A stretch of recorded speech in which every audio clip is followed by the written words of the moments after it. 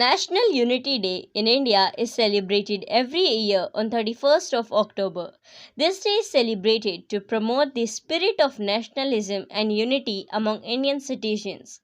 This day was first celebrated in the year 2014 and is celebrated on the occasion of birth anniversary of Sardar Vallabhbhai Patel.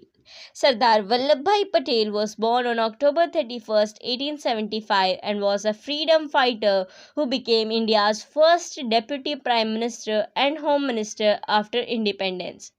Acting to the best of his ability as the Home Minister of India, he was instrumental in getting 565 princely states to agree to accede to the Union of India. He was unwilling to compromise on the political unity of India and teased the idea of independent states within the Union due to his steely will. He is also known as the Iron Man of India. When Narendra Modi was serving as the Chief Minister of Gujarat, he had flagged off a project for the construction of an 182-meter statue of Sardar Patel.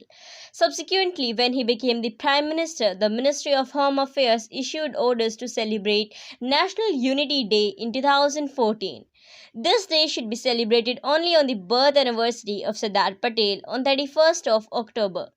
Rashtriya Ekta Divas is celebrated all over the country with extraordinary zeal and enthusiasm.